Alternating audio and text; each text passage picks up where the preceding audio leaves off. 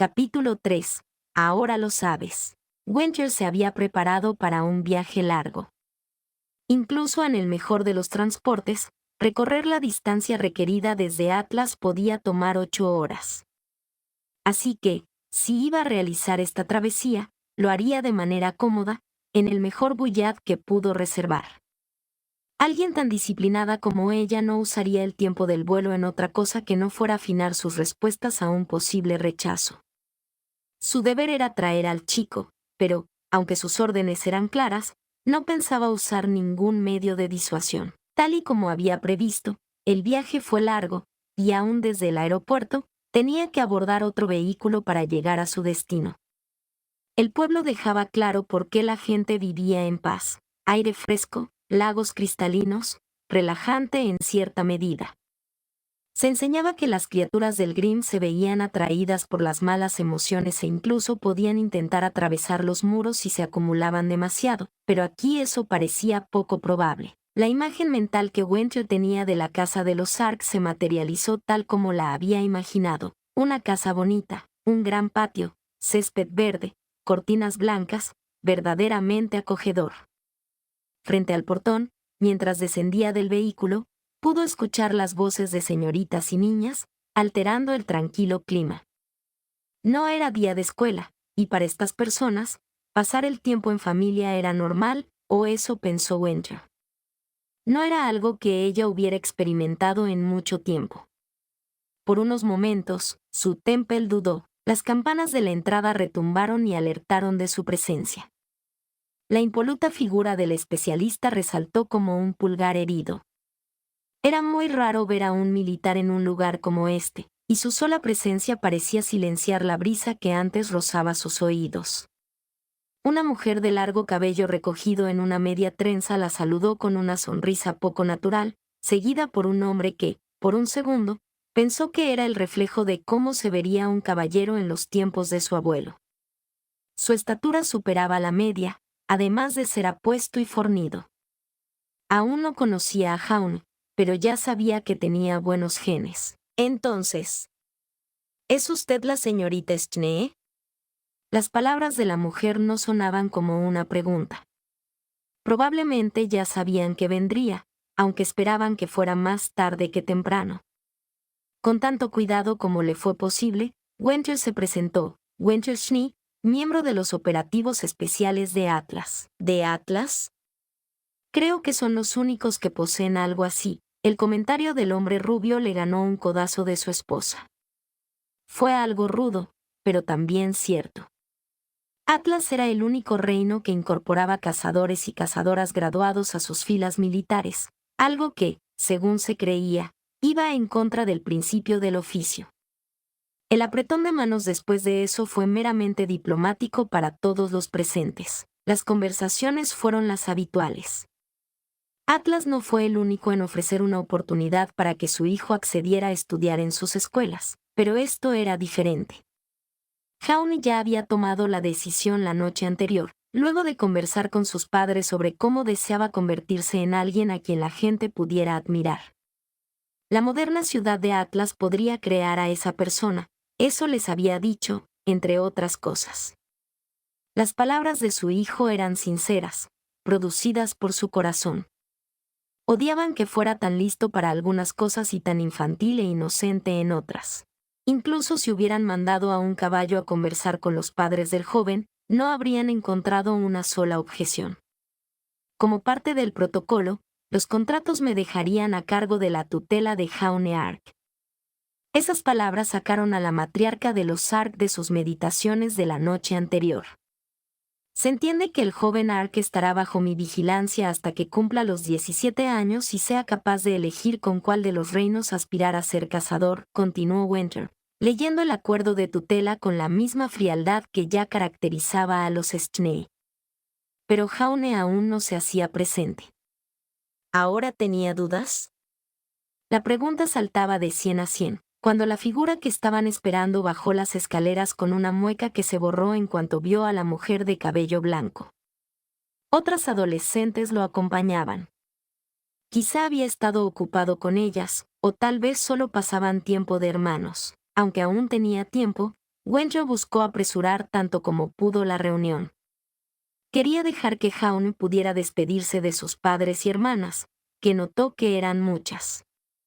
Le repitió algunos puntos precisos que debía saber por protocolo y, luego de firmar los documentos necesarios, Wenjo había cumplido con una parte de su misión.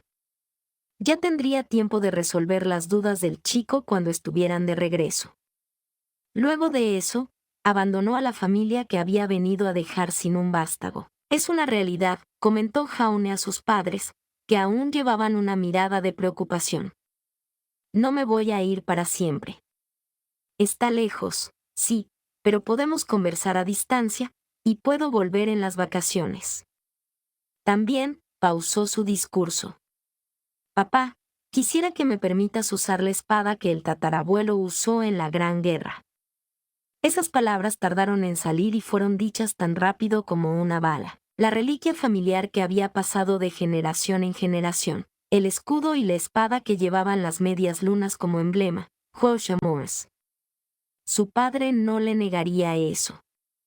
Mientras la sacaba de la urna que la resguardaba del polvo, y principalmente de las manos traviesas de sus 8 hijos, su padre sostuvo la hoja y, luego de retraer el escudo en una vaina, se la entregó. En ese momento, Jaune emprendía un camino alejado y distinto del que ellos deseaban.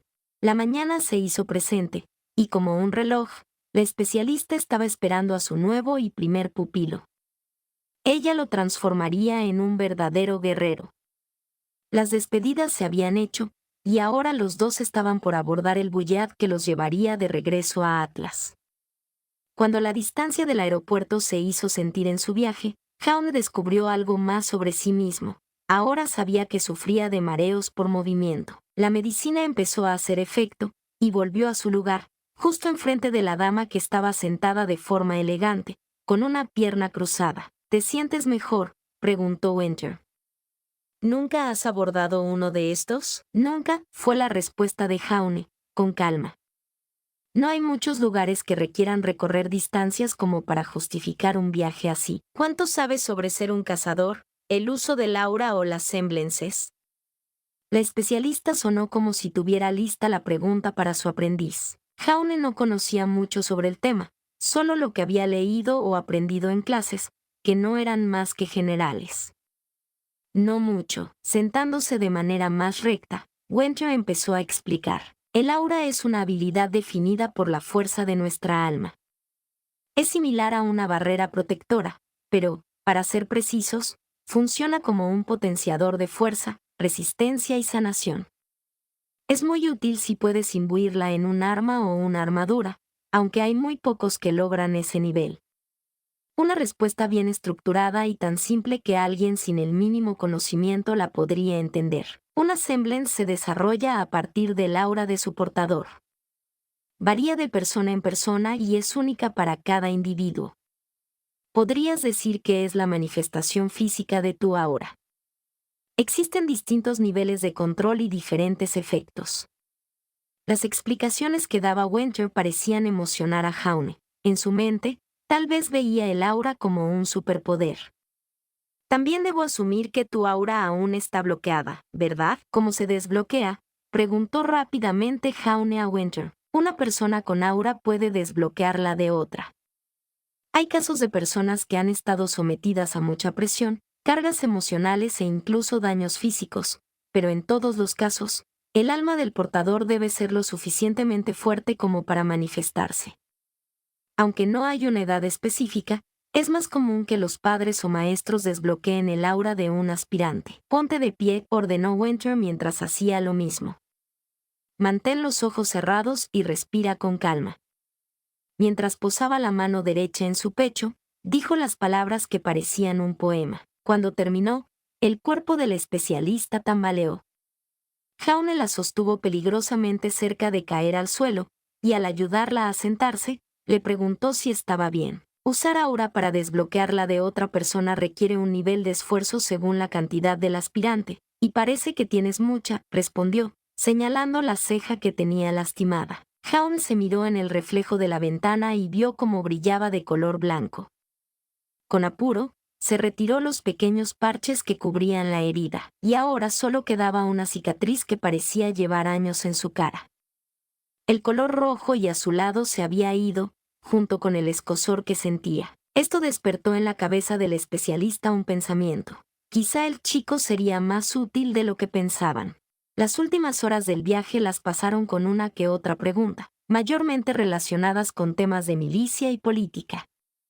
Cuando estaban cerca de llegar, el joven rubio se levantó y vio por la ventana la asombrosa ciudad flotante, tan brillante y tecnológica como se veía. Unas cuantas lecciones se cruzaron por su cabeza. ¿Por qué la gente dice que Mantle es gris y tenue? Jaune preguntó con auténtica curiosidad. ¿Cuánto sabes de geopolítica de los reinos? Preguntó Wencher como una maestra. El reino de Mantle fue fundado en el continente de Solitas. Haciendo uso de la minería y la investigación, alcanzaron el mayor índice de desarrollo entre los demás reinos. Luego de la Gran Guerra, la capital se trasladó a Atlas, y con ello, el reino cambió de nombre. El rubio dio una respuesta sacada de un libro de historia antigua. Hasta el día de hoy, se menciona a Mantle como el reino y a Atlas como una ciudad distinta. Bien, entiendo que se describa a la antigua capital de esa forma. Verás, cuando la nueva capital del reino fue levantada del suelo, las diferencias sociales se hicieron más claras y, mientras añadía palabras a su respuesta, la mujer cortó su diálogo y, en su lugar, dijo: la respuesta más simple sería que eso es Atlas y, haciendo un gesto con su dedo para que Jaune mirara hacia abajo por la ventana, agregó: y eso es Mantle. Debajo de lo que parecían nubes, se apreciaba otra ciudad, más grande pero menos brillante. Estaba muy lejos, pero claramente eso es lo que la gente llamaba gris. Cuando el Bullard aterrizó, la impresionante ciudad se abrió ante Jaune, y era mejor de lo que se había imaginado. Androides Sakau 130 haciendo rondas, tiendas de armas y dust, elegantes restaurantes y centros comerciales. Bienvenido al reino de Atlas, dijo Winter, mientras le hacía un gesto para que la siguiera. Aún es un poco temprano, así que desayunaremos y luego iremos a visitar la oficina del general Ironwood. Para Jaune, el desayuno fue una recompensa de los dioses. Había vaciado su estómago hace unas horas y ahora estaba lleno de nuevo. Estar nervioso no fue impedimento para devorar los platos que estaban frente a él. El tiempo pasó, hasta que Winter consultó su reloj. «Es hora», fue la frase que lo puso de pie. Mientras ella lo guiaba, abordaron un vehículo que los llevó a la academia. Frente a la oficina del general, conocida para Winter y por primera vez para Jaune, la maciza estructura fue interlocutora para las palabras del superior de su futura maestra. Frente a él estaba un hombre que era el ejemplo perfecto de un militar. Parecía estar de buen humor, con el cabello negro adornado con franjas blancas estilizadas a los lados, un rostro rasurado y vestimenta blanca del mismo estilo que Winter. «Bienvenido, señor Ark», dijo la masculina voz, acompañada de una mano que buscaba un estrechón. «Por favor, tomen asiento». Las piezas empezaban a encajar en su lugar. El destino ahora estaba en el tablero de apuestas.